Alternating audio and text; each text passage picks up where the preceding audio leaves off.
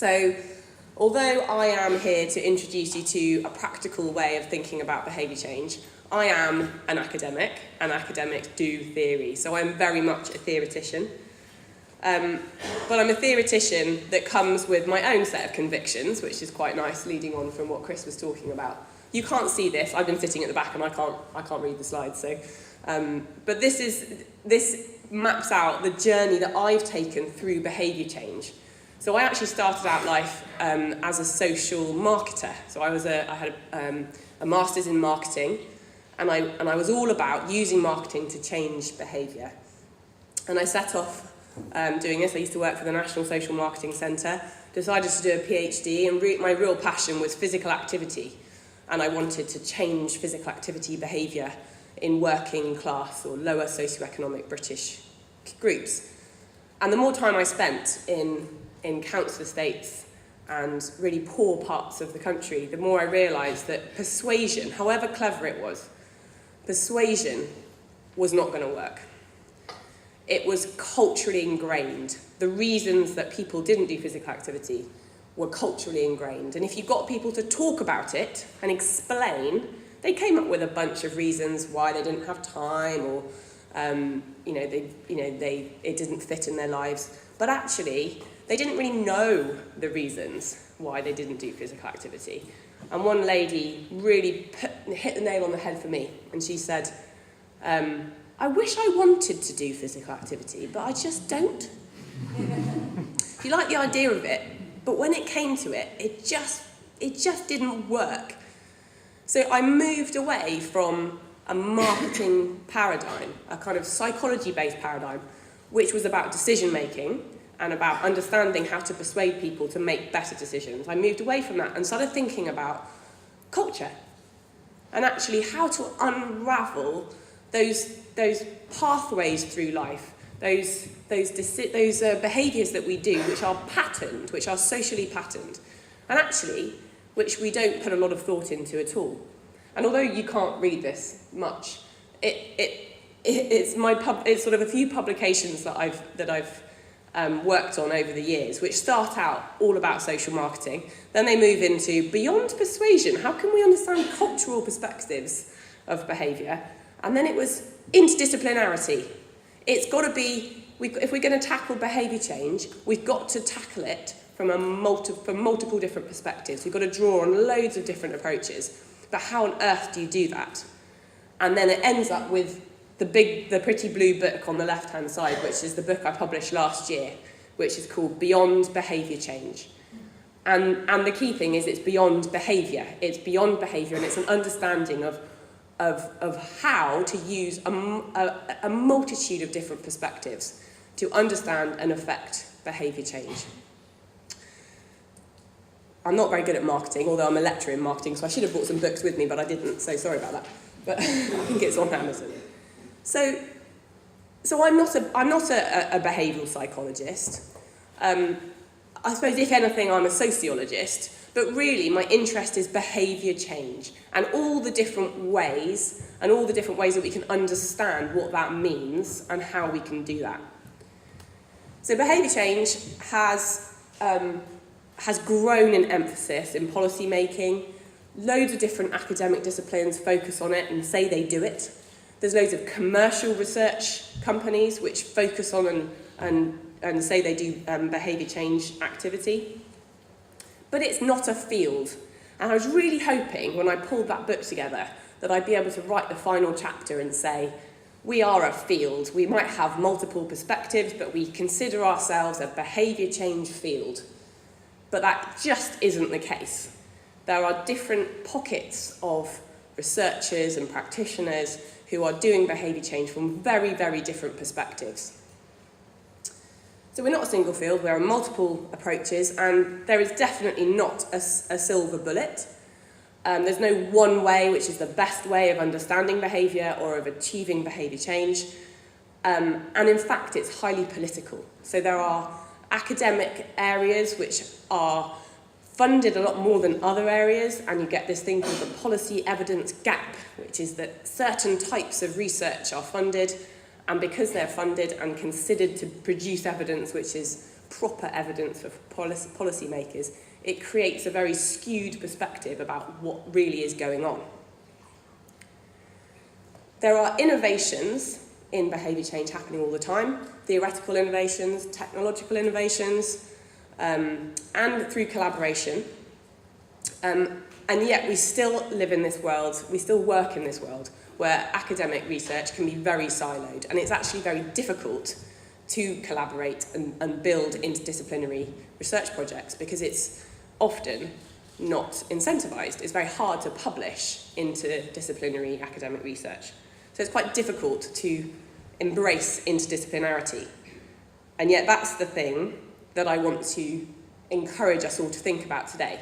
I want, rather than thinking in a tunnel vision kind of way, I want us to think in an interdisciplinary way. Don't read it, it's fine.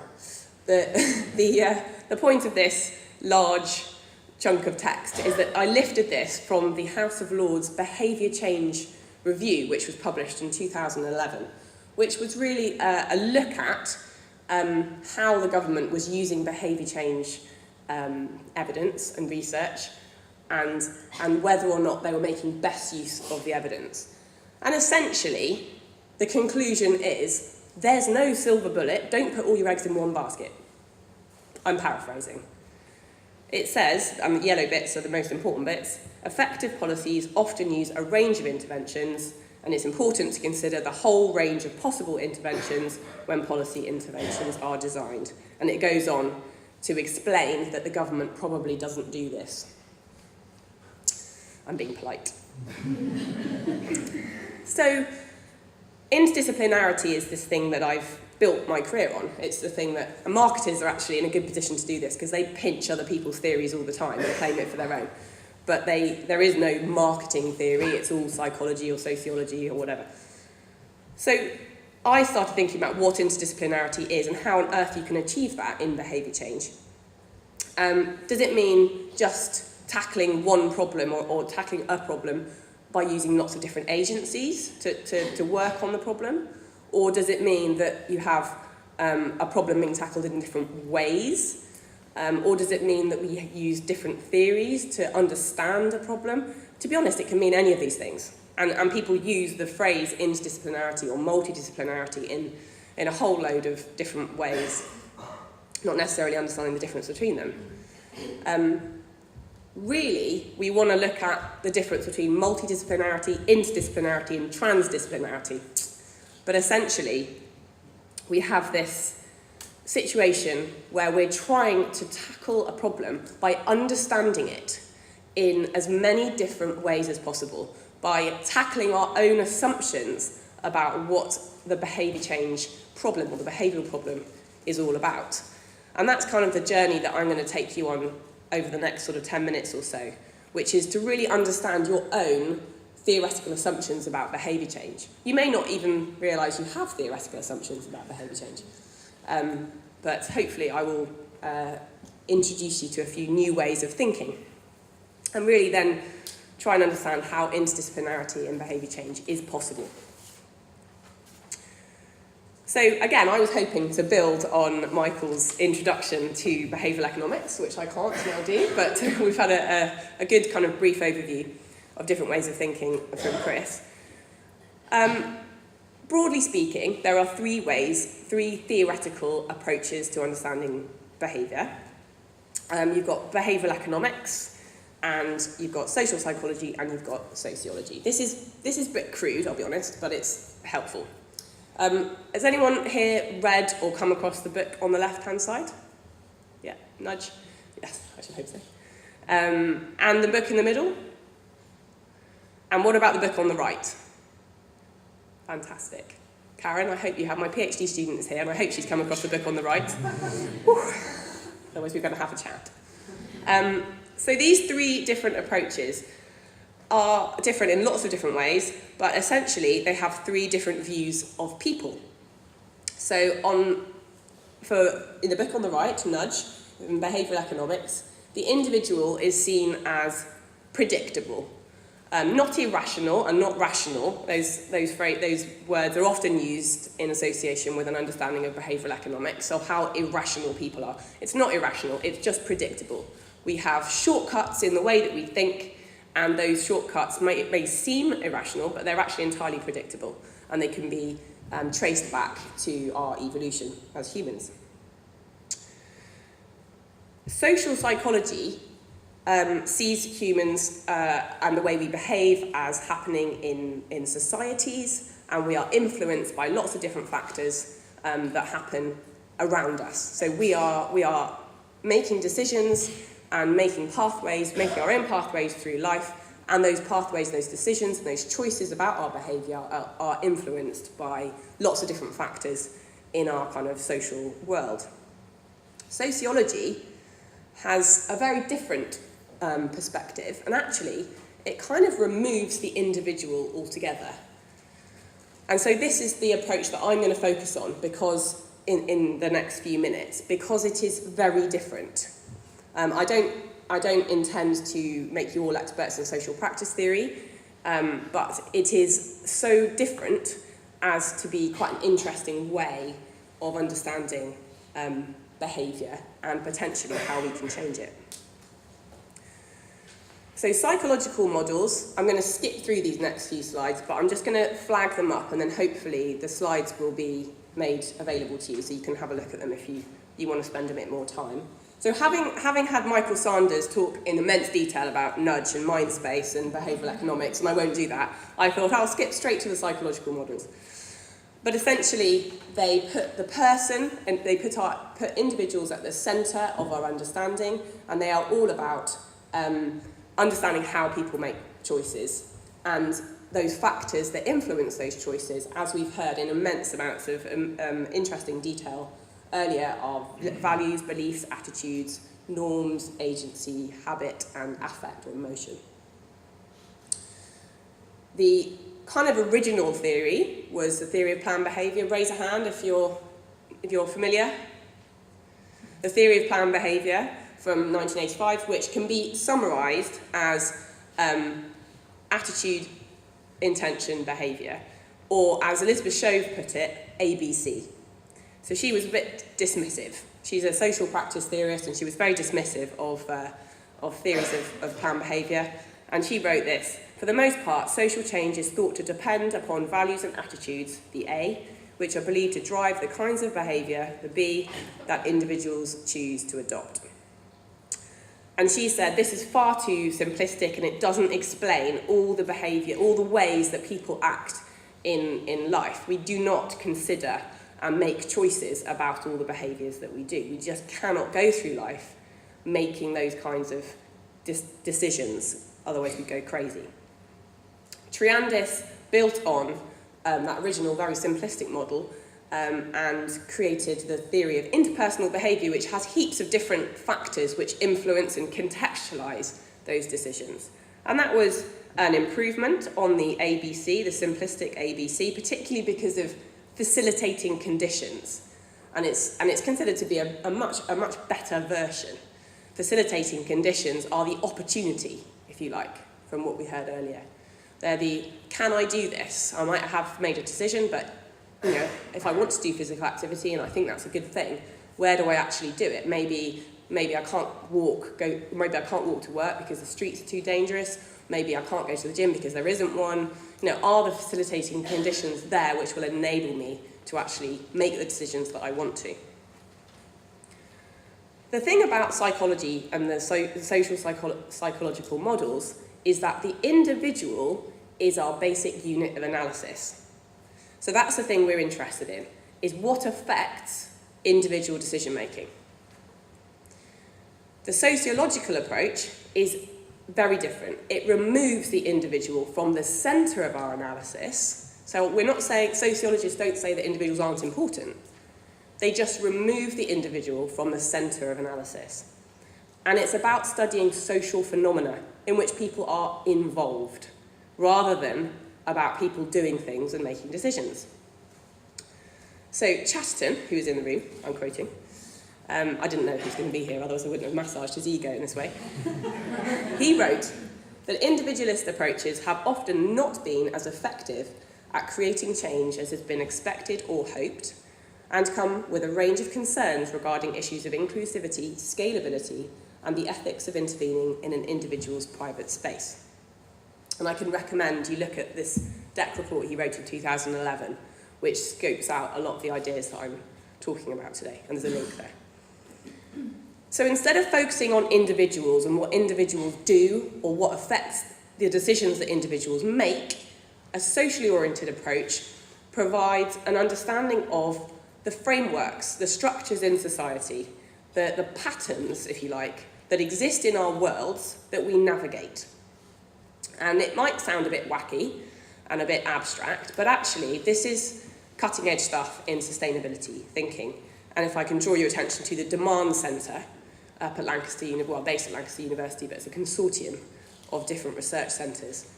And they don't focus on what people do in their use of energy, they focus on what energy is for. So what the patterns of existence that demand energy use, and how people navigate those patterns. I have to say that in public health, social practice perspectives are beginning to gain traction, but it's very early days. There are a few papers creeping in. So practice theory, very, very quickly, which is very difficult to do, practice theory very quickly. There is no such thing as practice theory. It is a group of theories that have been developing for a generation, really. It's really a collection of writings from key people, including Reckwitz and Elizabeth Shove, as I mentioned, and there's a very new book that was published this year as well. So it's very now, but it's building on the old guys like Bourdieu and Giddens. It's got a long sociological heritage. This is the quote that you will hear if you ever hear anything on practice theory, so I thought it was worth including. A practice is a routinized type of behaviour which consists of several elements interconnected to one another. Forms of bodily activities, forms of mental activities, things and their use, a background knowledge in the form of understanding, know-how, states of emotion and motivational knowledge. Whoa, okay, so that's lots of elements, quite difficult to get your head around. So we're thinking about the patterns of behaviour that exist in our worlds that we navigate through. I can't make sense of that. And luckily, Elizabeth Shove and her colleagues came up with a much simpler version of the elements of a social practice. So they said that there were 3 principal elements, and actually you can boil down everything that Reckwitz wrote into materials, competences, and images. So this is commonly used because there are other versions, but this is the simplest version. So take a second to think about a practice that can be analysed by understanding the materials, the meanings, and the competencies required to do that practice. And if I start you off, you can think about cycling. So we have a problem at UE with the traffic. It's criminal. Terrible traffic, lots of car parks, and lots of people driving to work, even though they live 2 or 3 miles away. So how on earth can you understand cycling as a social practice? So this is an understanding why somebody makes a decision to drive rather than cycle to UE. This is an understanding of cycling as a practice, which individuals perform. So it might be, for example, that the materials and objects required to do cycling are obviously a bike, and you need roads, and you need possibly cycle paths or signs to get you through, the traffic. It might be that the competences are, you need to be fit enough to ride a bike, you need to know how to ride a bike, perhaps you need to navigate, perhaps you need the skills to make sure you've packed your bag or carried all the right stuff or sorted out your panniers the night before so it's not a mad rush. Or perhaps the meanings that we need to focus on are that really, if you've got a proper job, it's not considered to be acceptable to cycle. And this came from a piece of research I did a while ago. And actually, the higher status your job, and the higher up you are the hierarchy, it's not considered the done thing in that institution to cycle. That is changing, thankfully, but it has been the case. Or perhaps it's the case that you don't feel prepared for your day at work if you turn up a bit sweaty and dishevelled on a bike. So you can see that if you can map out the practice of cycling, or whatever it is that you're focusing on, and then you think about how people engage with that practice, it actually gives you a very different and new perspective on how to understand the problem that you're focusing on. And the thing about the elements of practice is that they are contingent. So they are reliant on each other.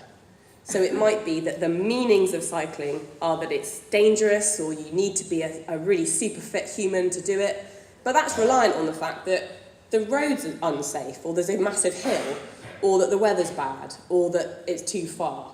So that the elements are interconnected and reliant and relate to each other.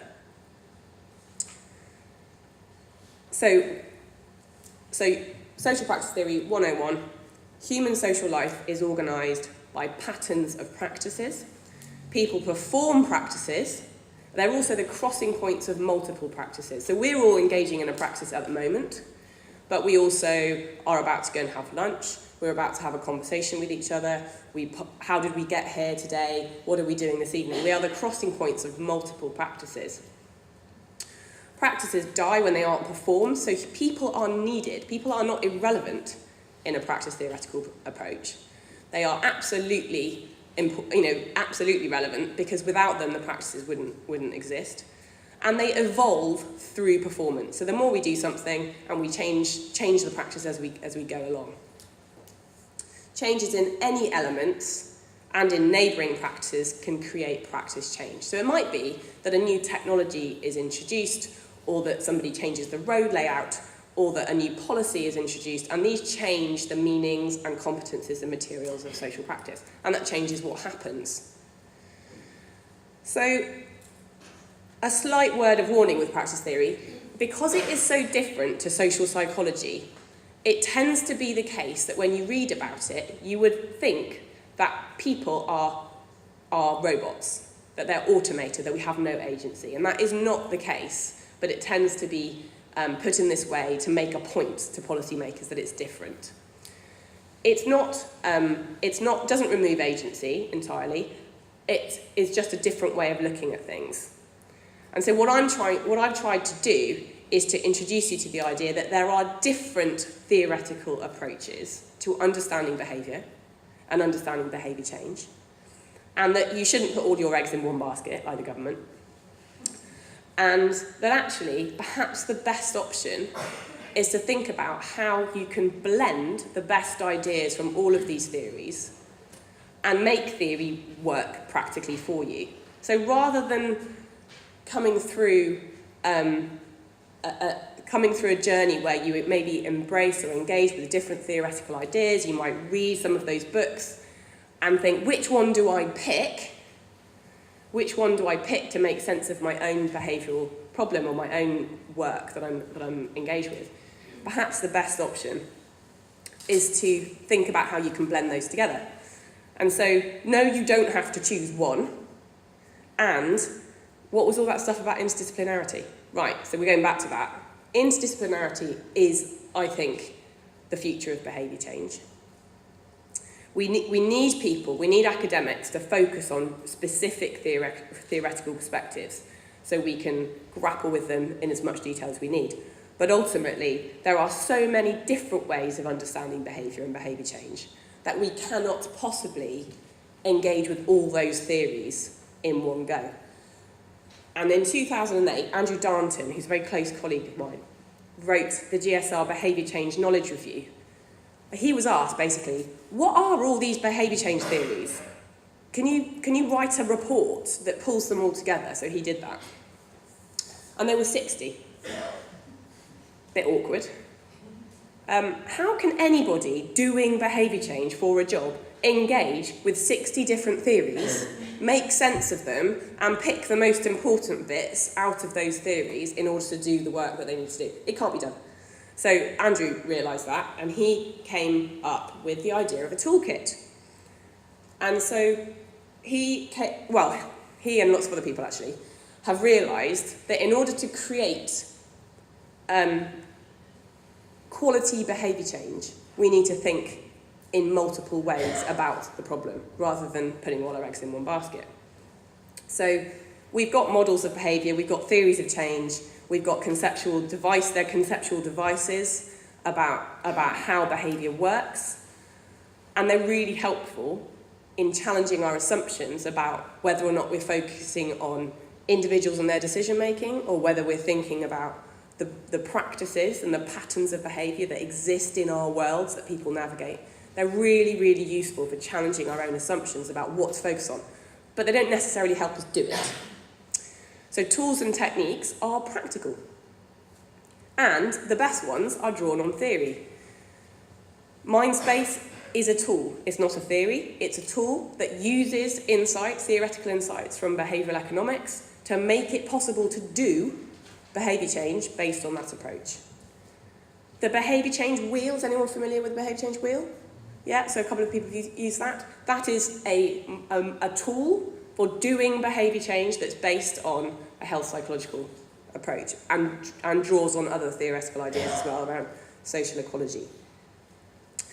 The 4 dimensions of behaviour, which Tim Chaston, also came up with, is another way that blends different approaches from lots of different theoretical ideas and enables us to map and design interventions using the best bits of all the theory that's available. And I'm going to introduce you to another one, which is called ISM, Individual, Social and Material. I'm only introducing you to this one because this is the one I tend to use when I do work with Andrew Darnton, and he wrote this after the GSR knowledge review, where he realised that grappling with theory was not the answer to practitioners' problems. And I'm going to describe it and explain it in 2 minutes, 2.5 minutes maybe, and then you're going to do it, okay? So listen up. There are 3 parts to ISM: the individual, the social and the material. And each of those draws on different parts of the theoretical canon that is all about behaviour and how to change it. So what you will do in a minute is take a big bit of flip chart paper, and you will draw a head in the middle. Then you will draw a circle around the outside of that head, and that's all you'll do because you've got the square of the paper. And then you will scribble down these 18 labels. So have a good look at these. In the head, which is the individual, so these are factors that affect the individual or relate to individual decision-making in some way. We've got values, beliefs, attitudes, costs and benefits, emotions, agency, skills and habit. Are there any of those that people don't understand? Yeah? If you could say a bit more about agency. Agency is your own capacity to make change, so your own capacity to do something. Does that make sense? Yeah. In the social, the circle, you've got all the things that affect you as a social human being. So you're with your connections, you're with your society, if you like. You've got networks and relationships in there, you've got institutions, you've got norms, social norms, you've got roles and identity, you've got tastes, you've got meanings, and you've got opinion leaders. Pretty simple? All those make sense to everybody? And then the square, which is the material, those are the things you can't change. They are just out there, they're structural, if you like, in society. So you've got rules and regulations, technologies, infrastructure, objects, and time and schedules. We have found that if you map a behavioural problem by making sense of all these factors, these 18 labels, you can then work out connections between them. And then you can work out priorities for behaviour change. And this is a route to design behaviour change interventions, which actually draws on quite a lot of those 60 theories in the GSR knowledge exchange report, but without you having to wade through it. So just to give you a few basic principles, the ISM principles for change are that interdisciplinarity is at the root of it. So rather than putting all your eggs in one basket, you naturally will draw on a range of different approaches, naturally draw on a range of different theories. You will have to engage with a range of different stakeholders in coming up with those interventions. And that is generally considered to be the best way of achieving behaviour change. So there is a process for doing ISM, but actually the best thing to do that we've found is to map it, get all the right people in the room, map it, maybe map it again, convene a working group, pull the levers, check back. It's actually very simple. And we've done this with hundreds of different organisations all over the world actually, but the UK particularly. And just to draw your attention to one, which I'm actually going up to work on next week, is pre-drinking. It's the NUS have this thing called, I can't remember what it's called now, Alcohol Impact Group. And so they require the union to come together and come up with, to be alcohol impact accredited, they have to work through ISM and come up with behaviour change interventions really designed to reduce the amount that students are pre-drinking for all sorts of health and social well-being reasons. And I don't expect you to read this, but this is what it ends up looking like. And you get a bunch of people in a room, maybe 12 people from venue managers, students' union reps, students themselves, academics, welfare officers. They map the behavioural problem in terms of the values, the cost benefits, the emotions, the agency, etc. All the social factors that come into play when you're thinking about pre-drinking and how to affect it, and all the material factors as well. And then people decide on the stakeholders they really should be working with, the priorities, and then interventions flow from this mapping process. So you can have a look at these when I send the slides around. So we have just over 15 minutes now in your tables working on the behavioural problem that you decided on at the beginning of the session. It's your turn to have a good go at mapping the behaviour using ISM. I'd be amazed if you get any further than that, but the process would normally be to map the behaviour, decide on your priority areas. Not everything in your mapping will be useful in the end. Decide on the priority areas and the links between those different layers, identify key stakeholders, and then come up with intervention ideas. If you can do that in 15 minutes, you are absolutely superhumans.